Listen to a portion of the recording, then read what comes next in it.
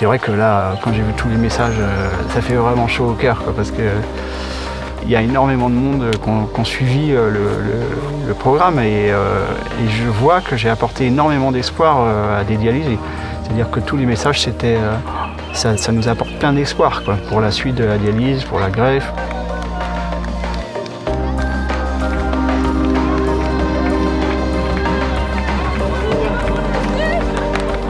Sans Christine, je serais venu tout seul sur l'île. Je ne pense pas que j'aurais pu finir la course. Je pensais que c'était mon aventure. C'était mon aventure, mais non, c'était une aventure de nous deux. Fabrice, il a 40 ans, ça fait 20 ans que ce rein ne fonctionne plus. Il est transfusé.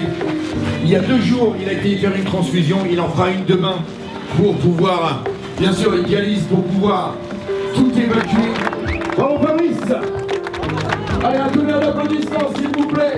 Un guerrier, passez là, au-delà de la... Chaque ravitaillement, j'attendais un petit peu son regard, son attention, son émotion, ce qu'elle allait me transmettre. Je voulais absolument vivre ça aussi à l'arrivée, quoi, de lui faire cette récompense-là, que tous les investissements qu'on avait faits, ça valait vraiment le coup.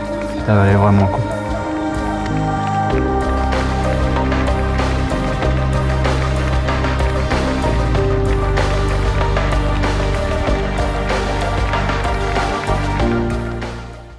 C'était en octobre 2017, sur le mythique Trail du Bourbon sur l'île de la Réunion. Une course de 112 km et 7000 mètres de dénivelé positif réalisée en moins de 40 heures. Mon souhait ce soir est de vous exposer les origines de cette aventure sportive, avec comme volonté d'impulser une dynamique nouvelle dans les pratiques de dialyse en France. En clair, focaliser le projet de vie de chaque patient au centre du parcours de soins. Mon historique avec la maladie débute à l'âge de 18 ans, en 1994. C'est lors d'une banale opération d'un genou, alors que je passais mon bac, qu'on m'a diagnostiqué le syndrome d'Alport.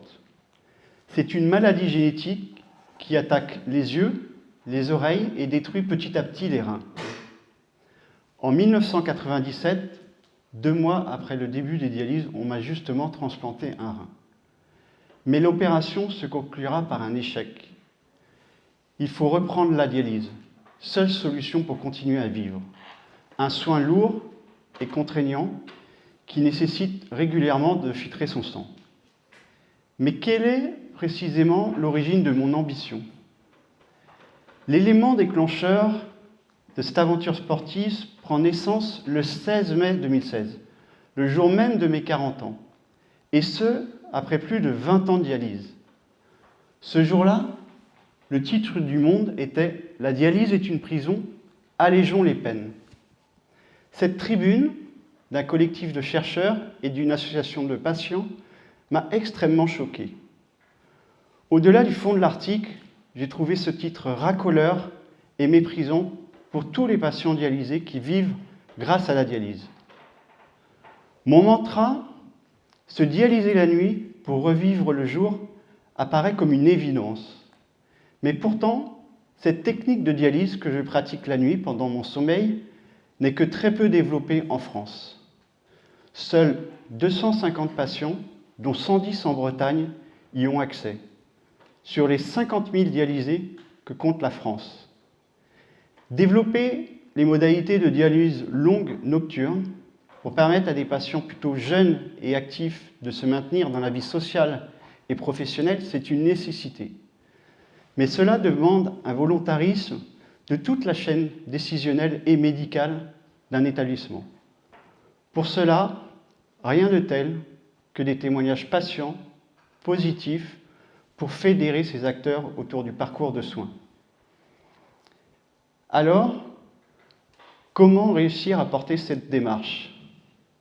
J'ai encore en mémoire ce message rempli d'émotion et enthousiaste de mon néphrologue en octobre 2008. C'était lors de mon premier trail de 67 km et 4000 mètres de dénivelé positif réalisé en 17h17. Grâce à cette aventure sportive, mon établissement a pris pleinement mesure de l'aspect innovant de cette modalité de dialyse. Me voilà prêt alors à repartir à l'aventure dans cette île magique qu'est l'île de la Réunion et d'y associer un film documentaire.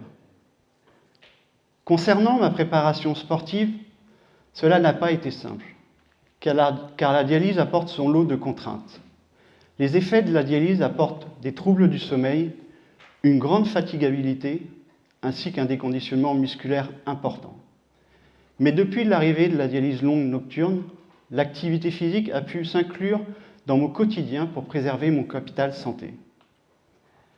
Pendant toute la préparation de mon ultra-trail, mon établissement et moi avons convenu d'un accompagnement, d'un cardiologue du sport, d'une diététicienne et d'un coach.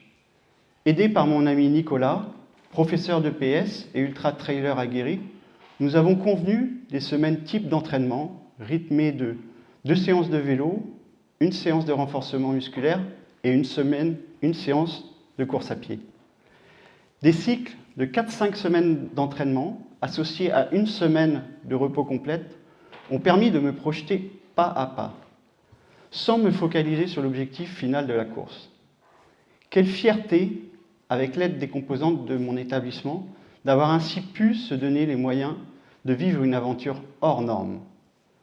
En total décalage avec mon quotidien, sans peur de l'échec, juste avec cette volonté de parcourir des paysages extraordinaires à l'autre bout du monde. Et vous, l'activité physique fait-elle partie de votre routine ? Je ne vais pas m'attarder sur la course, car ce film impactant la montagne d'encens mérite d'être regardé. Mon souhait ce soir est de vous exposer les valeurs que le sport m'inculque au quotidien. La première valeur me venant à l'esprit, c'est la rigueur, car sans un minimum de sacrifice et de discipline, il est difficile de maintenir une activité physique régulière, pourtant bénéfique pour notre santé à tous. Et ce, d'autant plus pour moi, que ma vie dialysée est déjà fortement impactée en termes de temps par la dialyse. La deuxième valeur que je souhaite vous transmettre, c'est la gestion de l'échec. Il faut laisser de côté la peur de ne pas réussir. En tant que dialysé, je ne fixe pas de temps ou de médaille de finisher, mais simplement l'envie de parcourir une belle journée en montagne. D'ailleurs, j'adore cette citation de Nelson Mandela. « Je ne perds jamais, soit je gagne, soit j'apprends. » La troisième valeur, c'est la collaboration. J'ai toujours cru au travail collaboratif, car c'est un élément clé pour fédérer autour d'une ambition collective. Mon expérience de patient avec mon établissement est d'ailleurs un gage motivationnel et de durabilité. Seul, on va plus vite, ensemble, on va plus loin. La quatrième valeur, c'est la persévérance. L'activité physique demande un accompagnement et un soutien régulier. Ne pas se fixer d'objectifs trop ambitieux. Aujourd'hui, cela fait plus de 20 ans que j'associe vie personnelle, vie sociale, vie professionnelle et aventure sportive. C'est une vraie fierté pour moi.